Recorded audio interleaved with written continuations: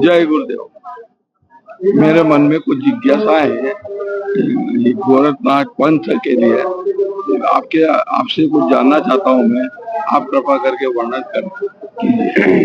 पहला प्रश्न है कि गोरखनाथ के पंथ वाले सब कुंडल क्यों पहनते हैं कानों में, और दूसरे कौन से आवरण रखते हैं जो जरूरी गुरुदेव के आदेश है।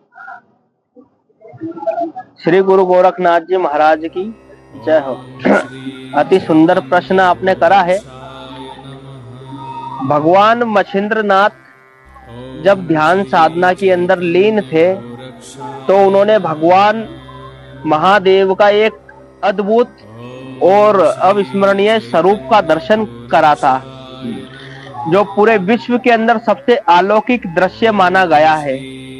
तो भगवान महादेव के कानों के अंदर चमकने वाले, सूर्य से भी तेज प्रकाशित करने वाले, इन्हें ज्ञान कुंडल कहा जाता है। तो जब भी मच्छिंद्रनाथ जी महाराज जब अपनी सेवा से, अपनी तपस्या से पूर्ण हुए तो भगवान महादेव ने उनको वरदान देना चाहा। तो मच्छिंद्रनाथ जी ने कहा कि प्रभु, मुझे आपके कुंडल अत्यंत प्रिय लगे, कृपया कर यही स्वरूप आप हमें भी प्रदान करें, आपका ही स्वरूप हमें दीजिए। कहते हैं ना कि दंडवत गुरु को कीजिए कोटि कोटि प्रणाम, कीटक झाड़े भृंग का गुरु कर ले आप समान, मुझे अपना जैसा ही आप बना लो। तो गुरु परंपरा को निभाते हुए भगवान आदिनाथ मच्छिंद्रनाथ जी के गुरु बने। भगवान शिव को ही आदिनाथ कहा जाता है पूरी नाथ संप्रदाय के अंदर। तो जब आदिनाथ भगवान ने मच्छिंद्रनाथ जी को अपना स्वरूप दिया तो उन्हें कुंडल भेंट करे थे, जो सूर्य के प्रकाश से भी अधिक चमक रहे थे, और उन्हीं को ज्ञान कुंडल कहा जाता है। इसके लिए हमारी नाथ संप्रदाय के अंदर 5 गुरुओं की परंपरा चलती है। 5 गुरु बनाए जाते हैं। एक होता है चोटी गुरु, एक होता है भगवा गुरु, वस्त्र गुरु भी जिसे कहते हैं, एक होते हैं भभूति गुरु जी, और दूसरे चौथे होते हैं चीरा गुरु जी, और 5वें होते हैं उपदेशी गुरु जी। तो इसी प्रकार मच्छिंद्रनाथ जी को भगवान आदिनाथ ने अपना वैराग्य स्वरूप प्रदान करा, और उस स्वरूप से और उस दिव्य ज्ञान से आज पूरे विश्व के अंदर समस्त नाथ संप्रदाय का प्रचार करते हुए भगवान मच्छिंद्रनाथ जी ने इस नाथ संप्रदाय की स्थापना करी और इसको आगे प्रचार प्रसार करा। और सबसे पहले कवि रहे हैं मच्छिंद्रनाथ जी कोल ज्ञान निर्णय पुस्तक के।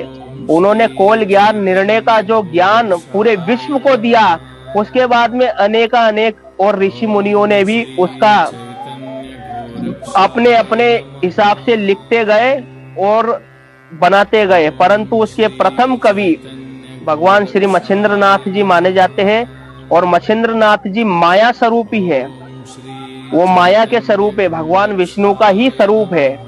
इसके लिए वो कानों के अंदर कुंडल धारण करते हैं। और जब से ही पूरी नाथ संप्रदाय के अंदर प्रथा चलती है, ये जो शैली सिंगी है, ये होती है नाथ संप्रदाय की जनेऊ।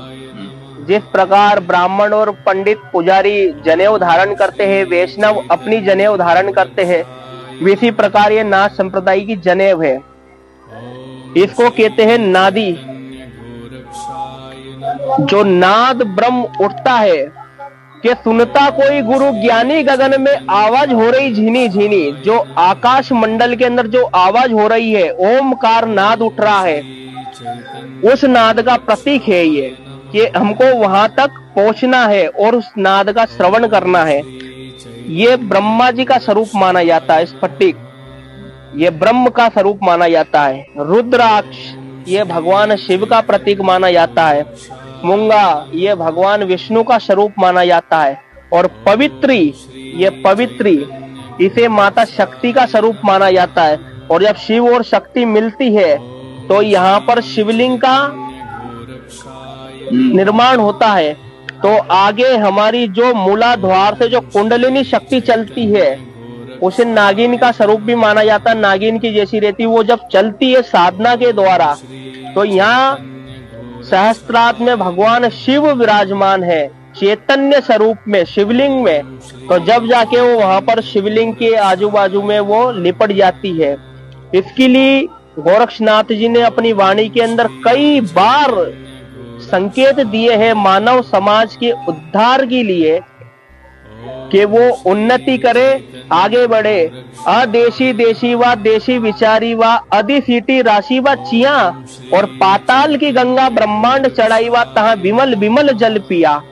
अर्थात गोरक्षनाथ जी ये संकेत करते हैं, जो मूलाधार के अंदर शक्ति है, अगर उसको उपासना बना ली जाए तो हमारा आध्यात्मिक उद्धार होता है। और अगर हम उसी शक्ति को वासना के द्वारा पतित करते जाए तो हमारा विनाश हो सकता है। इसके लिए हमारे को जो ऊर्जा भगवान की ओर से प्राप्त हुई है, उसे उपासना बनाकर हम सहस्त्रार्थ में चढ़े और अपना कल्याण करें, और इस समस्त मानव समाज के लिए एक उदाहरण बने।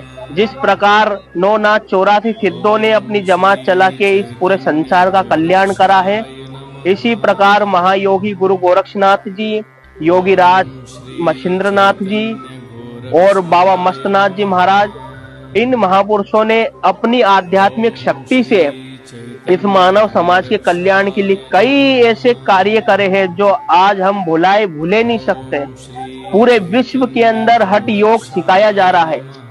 पूरे विश्व के अंदर हठ योग से लोगों को ठीक करा जा रहा है और उनकी बीमारियों को दूर किया जा रहा है और उनको आध्यात्मिक उन्नति की ओर प्रेषित किया जा रहा है।